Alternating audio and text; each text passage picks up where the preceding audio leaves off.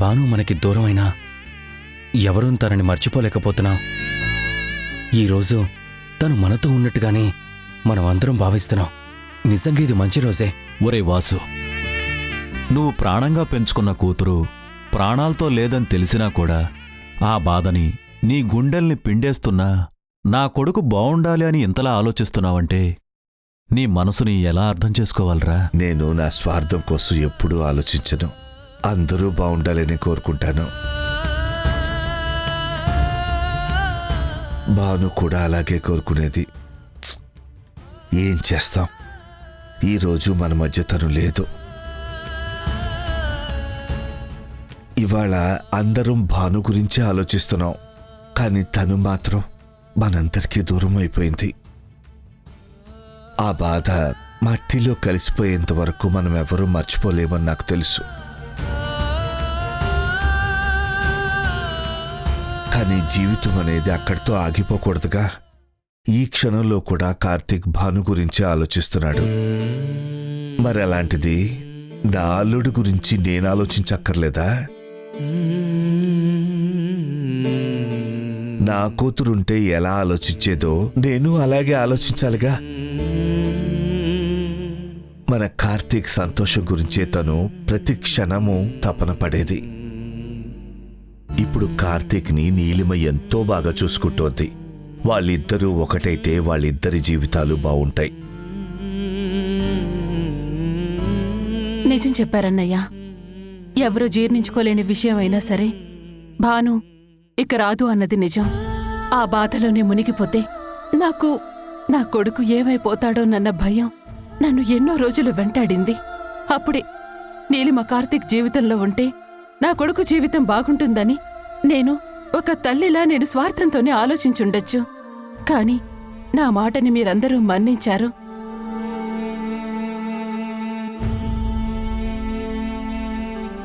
మీ కూతురి స్థానం నీలిమకివ్వటానికి మీరొక నిర్ణయానికొచ్చారు.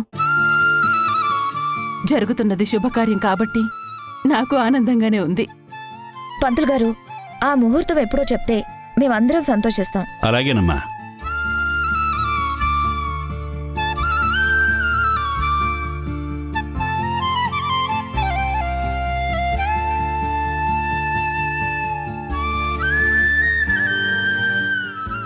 అయ్యా, మార్గశిర శుద్ధ పాడ్యమి శుక్రవారం రాత్రి 8:50 దివ్యమైన ముహూర్తం ఉంది. మిథున లగ్నంలో జరిగే ఈ కళ్యాణం కలకాలం బలపడే ఉంటుంది.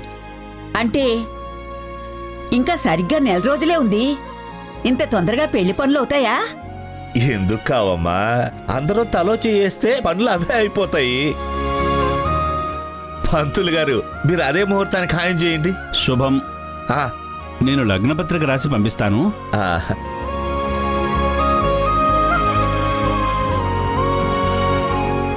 వస్తానండి. మంచిది పంతులు గారు. నమస్కారం. నమస్తే.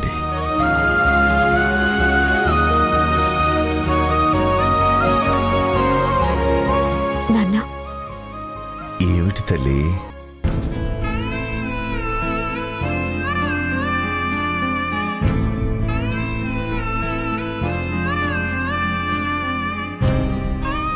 నాకంటూ ఎవరూ లేరు అనుకున్నాను.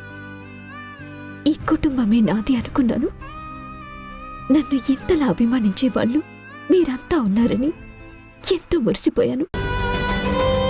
కానీ ఇప్పుడు మీరు మాత్రం ఒక తండ్రిలా నా గురించి ఇంతలా ఆలోచిస్తుంటే ఏమిచ్చి మీరు నన్ను తీర్చుకోగలను? అయ్యో, తండ్రి కూతుర్ల మధ్య రుణమేముంటుందమ్మా. నువ్వు నాన్న అని పిలిచావు కదా, నాకది చాలు. ఏ తండ్రైనా కూతురు గురించి కాక ఇంకేం ఆలోచిస్తాడు చెప్పు? చల్లగా ఉండు తల్లి.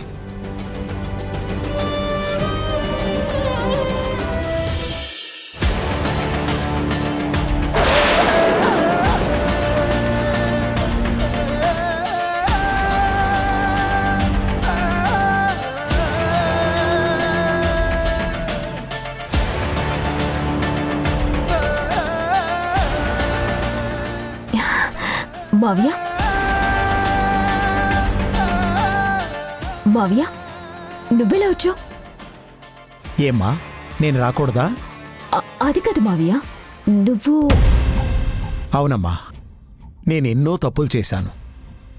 నీ కళ్ళల్లో ఆనందం చూడాలని ఎన్నో కుళ్ళు కుతంత్రాలు చేశాను. చివరికి ఎలాంటి చావు చచ్చానో నీకు తెలుసు కదా. మావయ్య నువ్వేం చేసినా నా కోసమే చేశావు. నా మీద అభిమానంతోనే చేశావు. నిజంగా నా తల్లిదండ్రులున్నా కూడా నీలా చేసేవారు కాదు. జరిగిపోయిన గతం గురించి కాదమ్మా, జరుగుతున్న దాని గురించి మాట్లాడాలనొచ్చాను. ఏంటి మావయ్య నేనేం చేశాను? నువ్వు నా ఫోటో దగ్గర నిలబడి నాకో మాట చెప్పావు కదమ్మా, నేను మారిపోయాను అని. ఆ పాత పగని ప్రతీకారాన్ని వదిలేశాను. మారిన నీలిమగా ఒక కొత్త జీవితాన్ని ప్రారంభించాలనుకుంటున్నాను. నువ్వు కూడా పగని మర్చిపోమావయ్యా అని నాతో చెప్పావు, గుర్తుందా?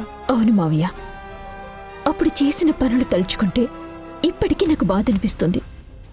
అందుకే నన్ను నేను పూర్తిగా మార్చుకున్నాను. నా కోసం ఆలోచించే నేను ఈ ఇంటి గురించి ఆలోచిస్తున్నాను. నువ్వెక్కడ ఆలోచిస్తున్నావమ్మా?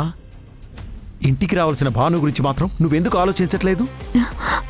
అదేంటి మావయ్య, బాను లేదు కదా. భాను ఏమైపోయింది? తన ఇంటికి రాకుండా దూరంగా ఎక్కడో ఉంది.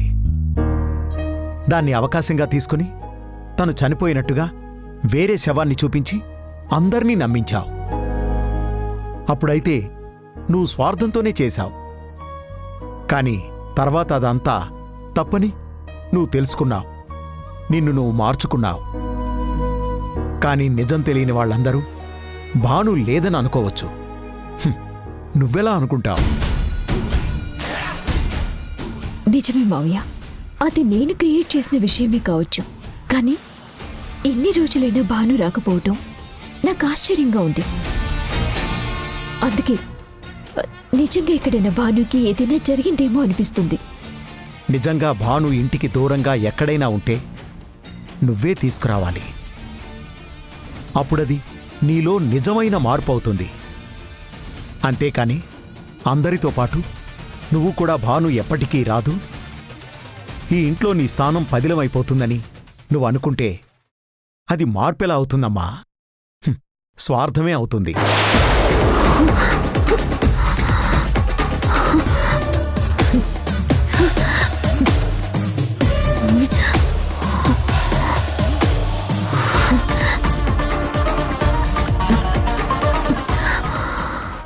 ఇదంతా నా కళ. అయినా మావయ్య చెప్పింది నిజమే కదా. బాను చనిపోయిందని నేనే క్రియేట్ చేశాను. అలాంటి నేను ఇప్పుడు బాను గురించి ఆలోచించకుండా ఎలా ఉండిపోతున్నాను? అసలు బాను ఇన్నాళ్ళు రాకుండా ఎక్కడికి వెళ్ళిపోయింది? ఎక్కడుంటుంది? అసలు బానుకి ఏం జరిగింది తెలుసుకోవాలి కదా. నేను ఆ ప్రయత్నం చేయాలి కదా. మావయ్య, నువ్వు కళ్ళలో కనిపించి నా కళ్ళు తెరిపించే మాట చెప్పావు. వెతుకుతాను మావయ్య. భాను గురించి తప్పకుండా వెతుకుతాను. తను ఎక్కడుందో తెలుసుకునే వరకు, ఏమైందో కనుక్కునే వరకు, ఏం జరిగిందో నిర్ధారించుకునేంత వరకు వెతుకుతాను. భాను ఎక్కడున్నా కనిపెట్టి తీరుతాను.